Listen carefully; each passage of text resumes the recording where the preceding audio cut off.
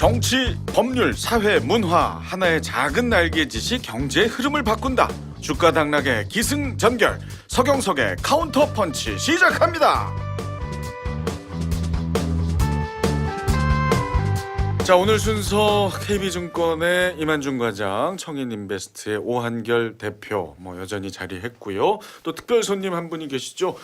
주제가 주제이니만큼 주식 전문가 한 분을 더 초대를 했는데요. 우리 오한결 대표와 같은 회사에서 근무하는 오 대표의 설명을 그대로 빌리면 자칭 꽃미남이라고 하는 뻔뻔한 사람 청인인베스트의 비주얼을 담당하고 있는 손여로 팀장 초대했습니다. 반갑습니다. 네, 안녕하세요. 청인 인베스트먼트 대표 꽃미남 전문가 손 팀장입니다. 반갑습니다. 네, 누가 꽃미남이에요? 요 근래 듣기 시작했습니다. 아, 본인이요? 최초에는 이제 자칭하다가 요 근래 좀 팬들이 좀 생겨가지고 누가? 저기 그 대구에 사시는 대구의 그 사촌 동생 대구에 계시는 최모 회원님께서 최모 의원님. 꽃미남이라고 말씀해 좀 주시더라고요. 자세히 좀 보니까 이목구비는 뚜렷하시네요. 조화가 안 된다라고 얘기를. 상당히 팬이 많은 분이라고 들었어요. 네, 뭐 방송만 켰다 하면 뭐 한 3,400명씩 그냥 와서 들어보시니까. 그래요. 실제로 그 수익률도 대단하다고. 네, 수익률 최근에 뭐 150% 정도 되는 걸로 알고 있습니다. 이 어려운 상황에 150%의 수익을 창출하기가 쉽지 않을 텐데요.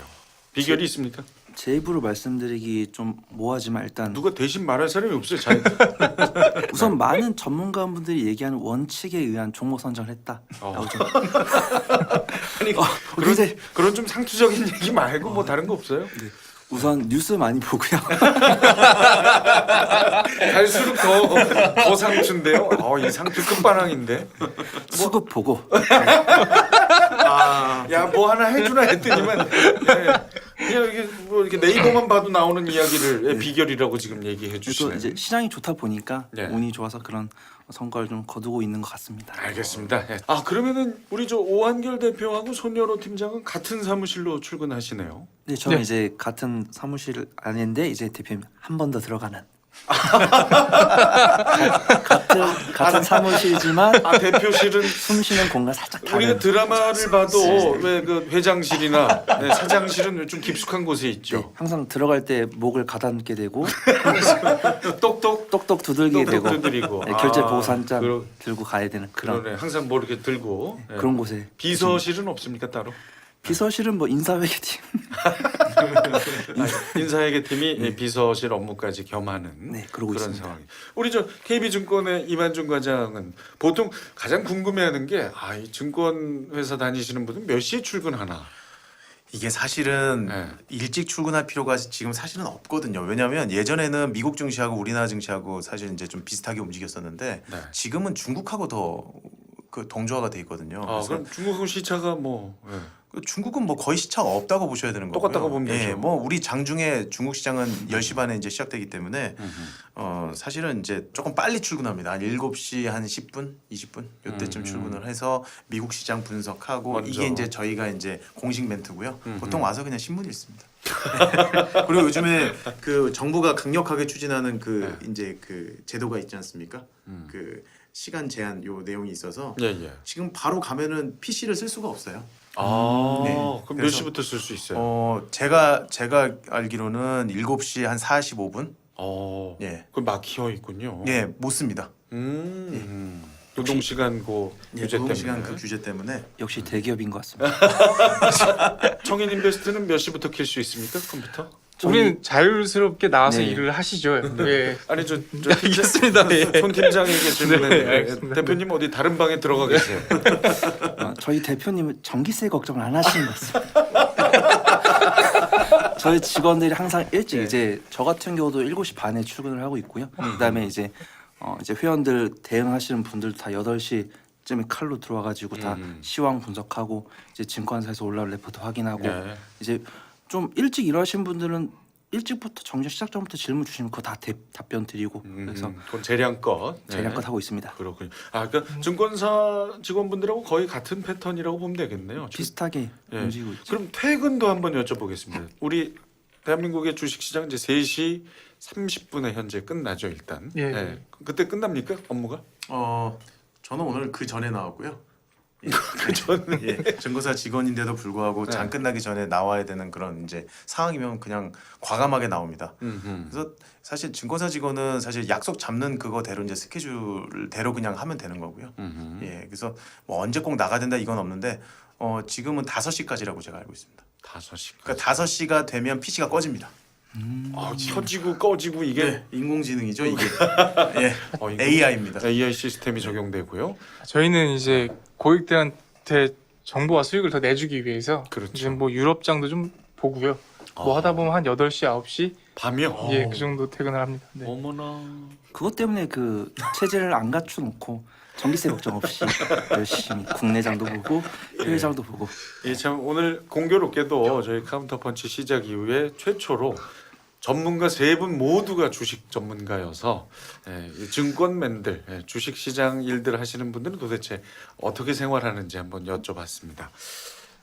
지금 오한결 대표 표정이 아주 안 좋은 걸로 봐서 예, 뭐 예, 노동부한테 질식당하는 느낌이라 하지만 뭐 충분한 또 휴식과 이런 것들이 중간중간 주어지죠. 예. 정규 근무 시간도 있고 초과 근무 시간, 초과 근무 수당이 있기 때문에 괜찮습니다.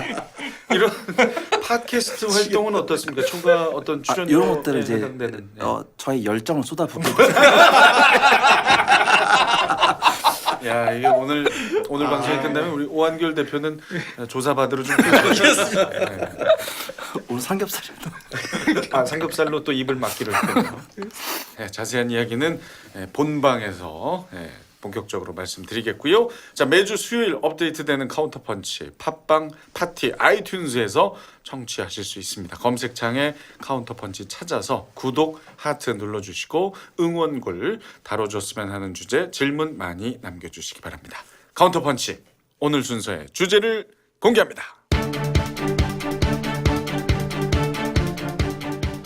미중 무역전쟁, 신흥국 금융 불안, 달러 강세, 몰아치던 대외 악재가 숨고르기에 들어가면서 우리 증시 상승에 대한 기대감이 높아지고 있습니다. 2018 하반기 국내 증시 화려하게 반등할 것인가?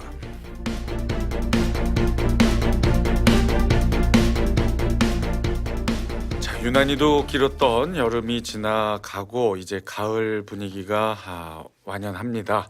선선한 바람이 불기 시작하는 요즘 주식시장에도 순풍이 불어오길 기대하는 분들 참 많으실 텐데 실제로 최근 이 코스피, 코스닥의 흐름이 나쁘지 않죠? 어떻습니까?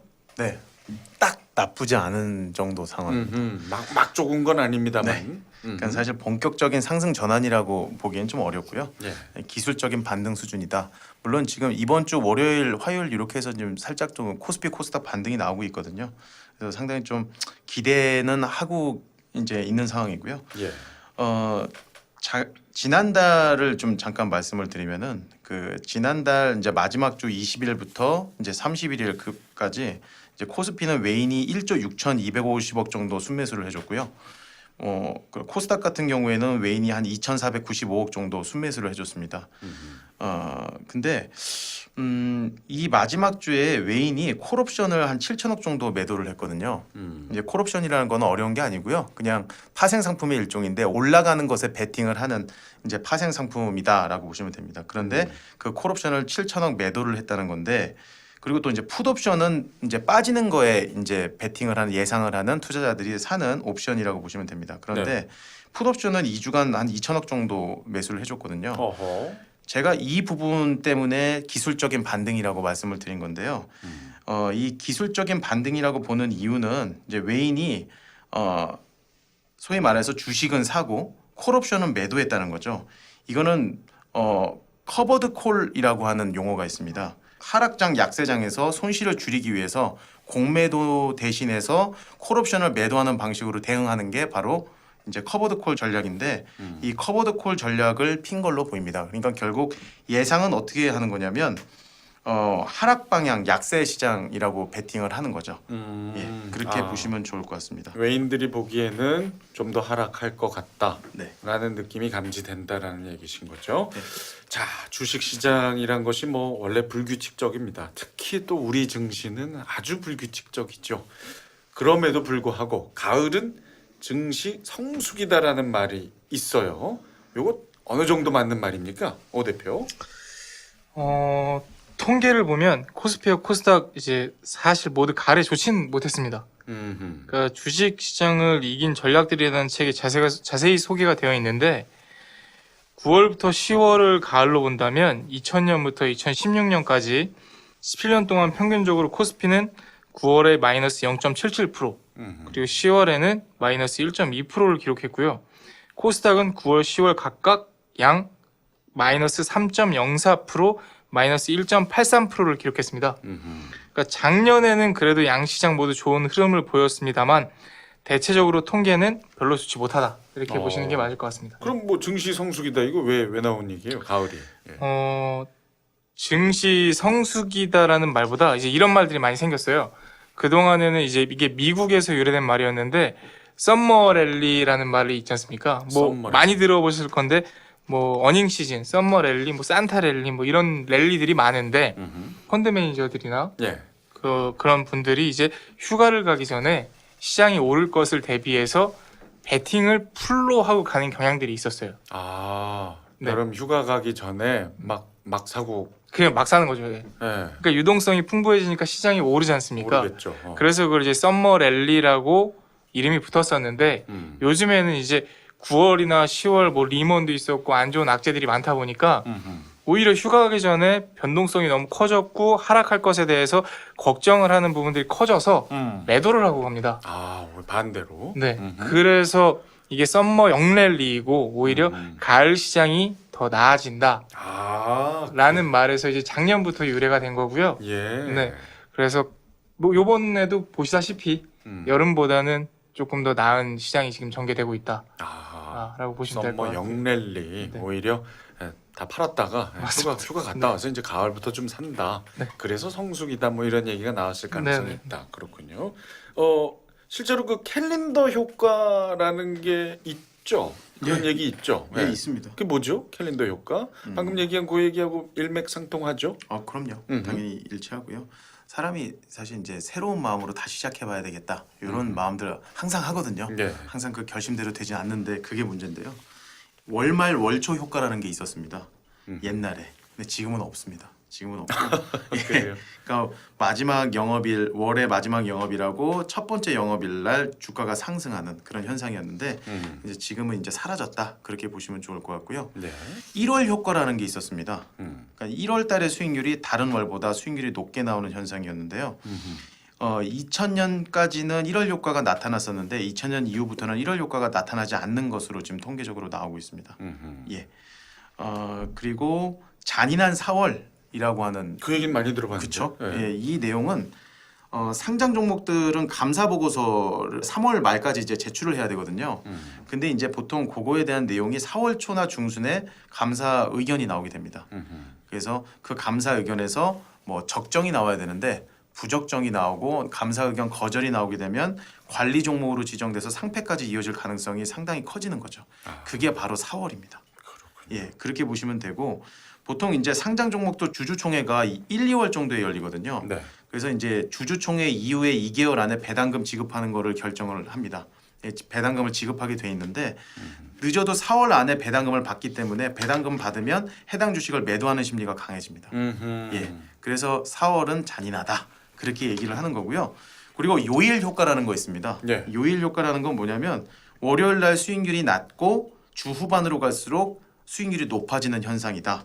그렇게 보시면 되는데 지금처럼 여러 가지 어떤 투자 기법을 통해서 시장에 참여자들이 종류가 많아진 이런 지금 이 상황으로 봤을 때는 사실 요일 효과는 지금 적용되지 않습니다.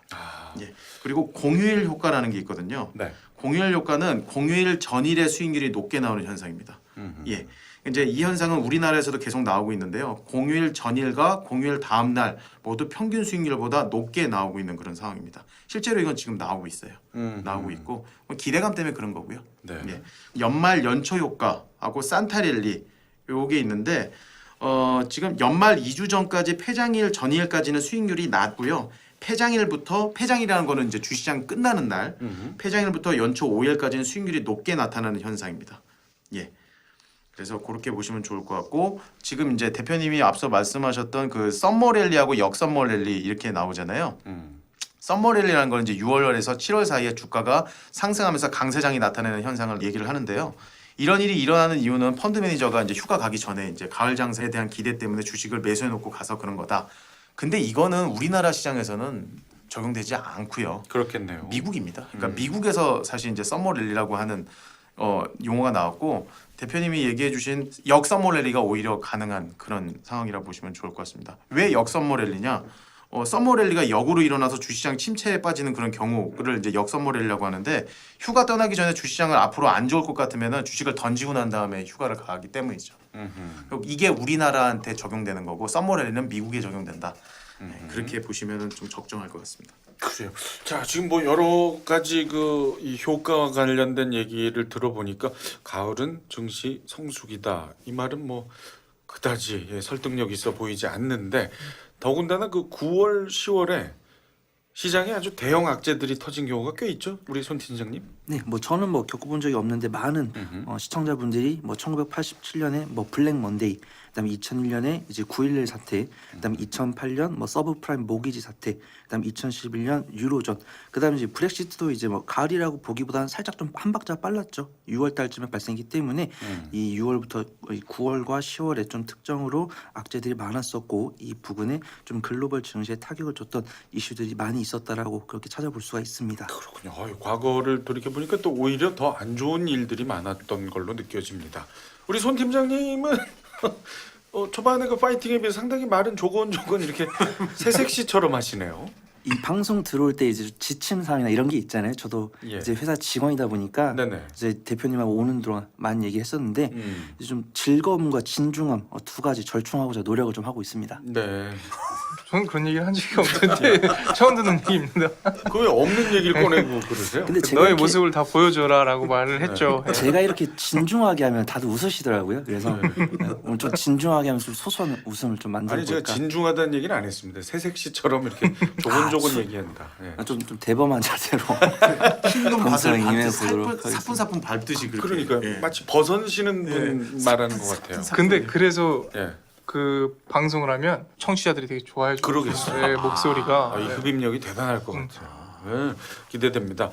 자, 뭐 그런 효과들은 없지만 그래도 계절별로 강세 업종이 좀 있진 않을까 싶은데요. 어떻습니까?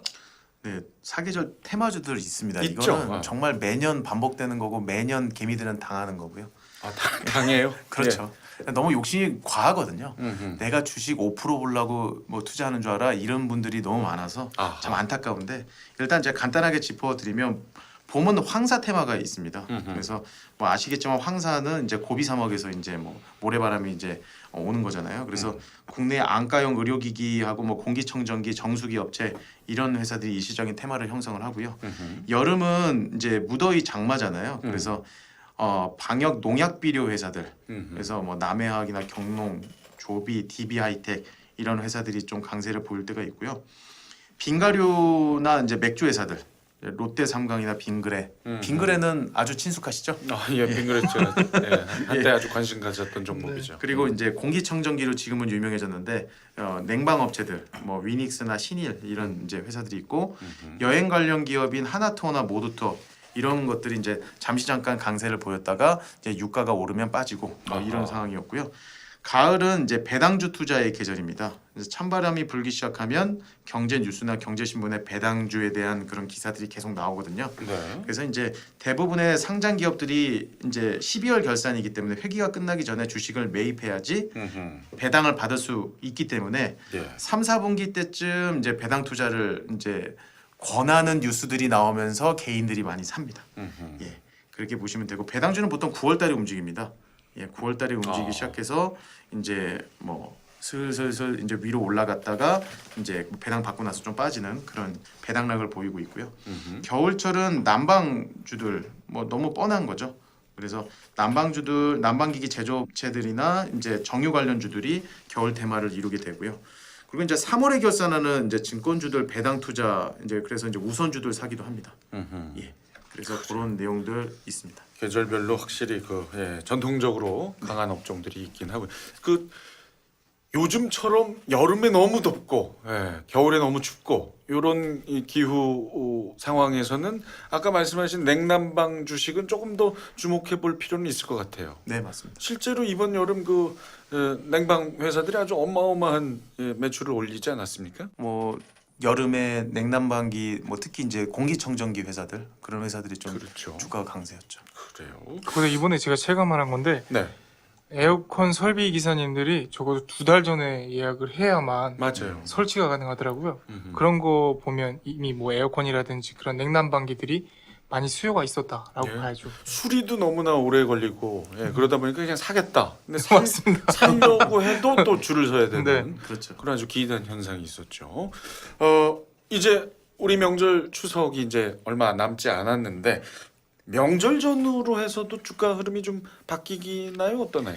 바뀌기도 합니다. 근데 이거는 명절이 있어서가 아니라 이렇게 보셔야 되는데 주말 리스크와 좀 흡사하다고 보시는 게 맞을 것 같아요. 아하. 휴일 전 네. 증시의 분위기라든지 앞으로 나올 이슈가 있지 않습니까? 그거에 따라서 변동성이 확대될 것 같은 경우에는 리스크를 보지 않기 위해서 매도를 하는 경우가 있고요. 그래도 뭔가 호전될 것 같은 느낌이 있을 땐 오를 때가 있어요. 그래도 이걸 좀 통계적으로 말씀을 드리면 네. 16년간 3거래일 이상 연속 휴장한 설과 추석이 올해까지 총 13회입니다. 이는 올해까지 포함한 통계인데 연휴 직전 5거래일 지수 흐름은 코스피와 코스닥이 각각 0.03% 그리고 0.53% 하락을 했었고요. 연휴 후 5거래일간은 각각 0.86%, 0.81% 상승한 것으로 집계됐습니다. 네. 그렇군요. 그러니까 작년에는 10월 2일부터 9일까지 추석이 되게 길었는데 네. 코스피의 경우 연휴 전인 9월 29일부터 약 3.3% 정도 상승을 했고요. 코스닥의 경우에도 2.1% 상승을 했습니다. 그러니까 당시에도 9월 FOMC 이후 시중금리가 계속 상승 압력을 받고 있었는데 올해에는 실질적으로 금리를 올리고 있고 그 횟수가 몇 번일지에 초점이 맞춰져 있거든요. 그러니까 이미 2월부터 충분한 조정을 받기 때문에 올해에도 통계와 비슷하게 추석 연휴 이후 3에서 5거래일 정도는 좋은 흐름을 보이지 않을까 이렇게 예상을 하고 있습니다. 그렇군요. 네. 자, 그동안 참 우리 증시의 상승을 가로막았던 요인들 많이 있었고 아까 오프닝에서도 말씀드렸지만 어느 정도는 안정이 돼 가고 있는 느낌입니다만 하반기에도 사실은 많은 변수들이 있죠. 대내적으로. 네, 아마 많은 분들이 다 알고 계실 것 같아요. 이제 지난주에 이제 폼페이오 장관이 방북을 갑작스럽게 좀 취소하면서 이제 남북 경협주 많은 분들이 좋아하실 텐데 좀 개파락시키는 모습 보여주었지만 이제 내일이죠. 이제 대북 특별 사절단이 이제 당일치기 파견을 간다고 하니까 그거에 대해서 많은 분들이 좀 집중하고 계신 것 같고 이제 앞서 말씀드린 것처럼 이제 9월에도 미국 FOMC에서 금리 인상 여부를 결정할 것이고 그에 따라서 한국은행도 금리 인상 여부 결정해야 될 것이고 11월에는 이제 트럼프 미국 대통령의 중간 선거까지 예정되어 있으면서 이 밖에도 뭐 글로벌 무역 분쟁이나 아직 해결되지 않은 그런 좀 리스크들이 좀 많이 있다라고 좀 볼 수가 있겠습니다. 그래요. 자, 말씀하신 것 중에 이제 우리가 참 주목해야 될 게 이제 금리의 흐름인데요. 하반기 어떻게 예상하십니까, 오한결 대표? 일단 미국을 지켜봐야 되는데 미국은 내수 경기가 상당히 좋아요. 그래서 금리를 지속적으로 인상하겠다고 했고 이미 파월 의장이 계속 언급하고 있는데 인상 횟수가 관건이라고 봅니다. 그러니까 3-4번이라고는 일단 말은 하고는 있는데 3번이든 4번이든 하는도 일단 움직이긴 해야 할 것으로 보여요. 현재 1.5% 금리를 9개월째 유지 중인데 이 추세면 3월부터 역전된 한미 금리 차이가 훨씬 더 벌어지게 됩니다. 약 1% 정도. 그러니까 최악의 상황을 가정했을 때 미국이 금리를 총 4번, 그러니까 앞으로 2번 더 올린다면 미국 금리가 1% 이상 높아지게 되고 통상적으로 1%포인트의 금리 차는 자본 유출이 본격화될 수 있는 마지노선들이라고 얘기를 하고 있거든요. 그러니까 다들 알고 있지만 이제 국내 고용, 투자, 소득 등 각종 경제 지표가 계속 악화되고 있기 때문에 알아도 못 올린다고 봐야죠. 현재 한국은행은 대부분 이제 금리는 못 올릴 것으로 예상을 하고 있겠지만 저는 한 차례 정도는 올려서 자본 유출을 어느 정도 막지 않을까 생각하고 있습니다. 너무 차이가 커지면 네. 예, 어마어마한 충격이 올 가능성이 있기 때문에 맞습니다. 자, 오늘 전반적인 하반기 증시 흐름 변수들 살짝 알아봤는데요. 자, 이 시점에서 아주 결정적인 질문 한번 드려보겠습니다. 자, 그렇다면 하반기에 주식 투자 비중 늘리는 게 좋을까요? 줄이는 게 좋을까요? 먼저 우리 손호열 팀장님. 네, 그럼 제가 먼저 좀 말씀을 드려보도록 하겠습니다. 일단은 전체적으로 시장 흐름이랑 이제 지수 움직임 봤을 때는 전체적인 의미에서 좀 점차적으로 투자 비중을 늘려야 된다고 생각합니다. 이거는 지금 이 팟캐스트를 들으시는 분 자신의 상황을 좀 보고 그 상황에 따라 좀 다를 거라고 좀 판단을 드는데요. 기본적으로 뭐 투자 원칙이 있으셔가지고 현금 비중 많으신 분들 지금 굉장히 웃고 계시지 않을까 그렇게 생각하고 있습니다. 근데 지금 뭐 종목들 다 묶여서 현금이 없으신 분들이라고 하면은 지금 이 나이 상황을 가지고 지금 앞으로 올 시장에서 뭐 수익을 보겠다라기보다는 앞으로 좀 리스크가 있더라도 이런 리스크들이 변수 시장에 큰 영향을 줄 수 있는 변수보다는 그냥 물 흘러가듯이 그냥 그런 거 있었지 또 뭐 한대 관세 부과한대 그럼 물 흐르듯이 가겠지라고 한다라고 하면 앞으로 더 우상향할 추세가 좀 있는 걸로 판단이 되니까 현금이 있으신 분들은 이제 그래도 항상 많은 분들이 얘기하시잖아요. 상승과 조정을 같이 준비하라. 그렇기 때문에 현금 있으신 분들이라고 하면은 소소하게 좀 수익 쌓아가는 비중 키워 나가시는 관점을 보시면 좋을 것 같고 많이 좀 고통을 겪고 계시는 주변에 계신 분들이라고 하면은 이참에 좀 선순환 만들 수 있는 그런 정도를 만들어 나가는 계기로 삼아 보시면 어떨까 그렇게 좀 판단을 해봅니다. 지금 고통을 겪고 있는 분들이라면 그러니까 손절하고 천천히 털어 나가는 거죠. 천천히 털어나가고 그다음에 뭐 유망한 종목을 받을 수만 있다면 얼마나 좋을까라는 생각이 들지만 그런 종목도 이제 제가 오프닝 때 말씀드렸던 그 원칙대로 잘 찾아보시면 좋지 않을까. 천천히 털고 새로운 마음으로 하반기 나쁘지 않을 것 같다. 네, 이렇게 다음 전망. 포트폴리오를 준비해 나가면 좋을 것 같습니다. 좋습니다. 이게 좀 외국계 움직임을 좀 지켜봐야 될 것 같은데요. 일단은 금리 인상 부분이 방금 말씀드렸던 게 있고 그리고 여태까지는 사실 한국 은행이 숨겼거든요. 네. 그러니까 내수 경기가 괜찮다. 그래서 물가도 점진적으로 조금씩 오르고 있고 금리를 굳이 동결해도 된다라고 이제 어떤 정부의 편을 들어줬다고 봐야죠. 근데 그런 부분들이 실제 실물 경제에 미치는 영향도 경제 지표가 안 좋아지다 보니까 이제 그게 그냥 숨기려고 했던 게 실질적으로 나와지고 있고 그러다 보니까 어쩔 수 없이 한국은행도 이제 금리 인상 부분에 대해서 생각을 할 수밖에 없다라는 게 제 생각인데 외국계 움직임을 지켜봐야 되는 게 가장 중요할 것 같습니다. 그 개인 투자자들이 투자할 때 요거는 제가 그냥 팁을 하나 드릴게요. 그 최근 뭐 한 3개월 내에 그래도 어느 정도 최대 거래량을 수반하면서 한 7%에서 8%가 떴다.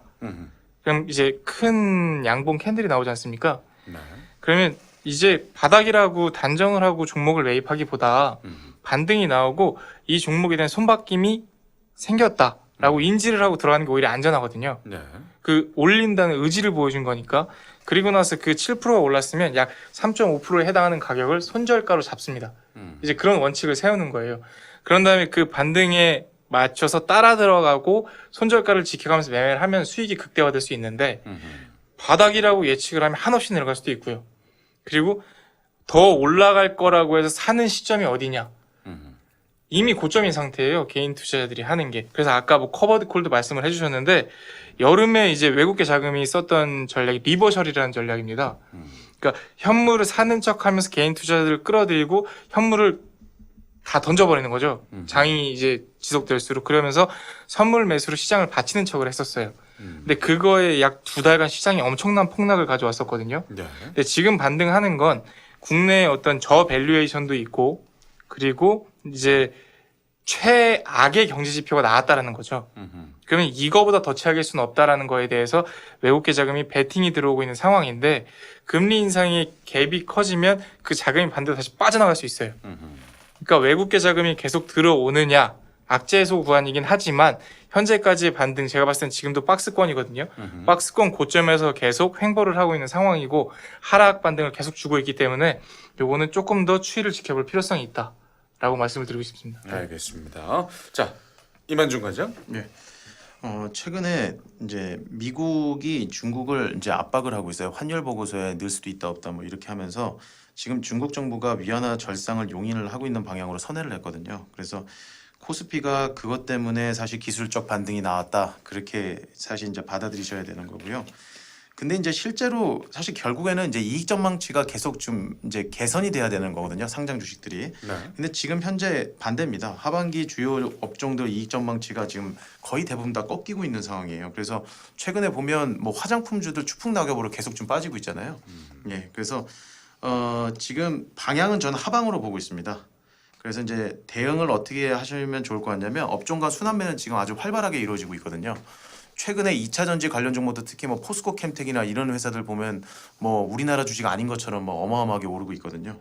그래서 이런 이제 순환매 대비한 단기 중심의 투자를 좀 하시는 게 어떨까라는 생각이 들고 저는 계속 뭐 해외 주식 말씀을 드리는데 그 대신에 이제 지금 각종 경제 지표나 실제 기업 이익 전망치나 이런 것들이 압도적으로 좋은 미국 주식이나 오히려 시장 개방화 수준이 낮은 베트남 주식에 관심을 가져보시면 수익의 기회는 있을 거라고 저는 정리하고 싶습니다. 네, 자 전문가분들의 의견이 조금 엇갈리는 상황인데요. 다들 참 주목해야 할 내용입니다. 자 오늘 1부에서는 이렇게 하반기 우리 증시 전망 변수에 대해서 얘기해봤고요.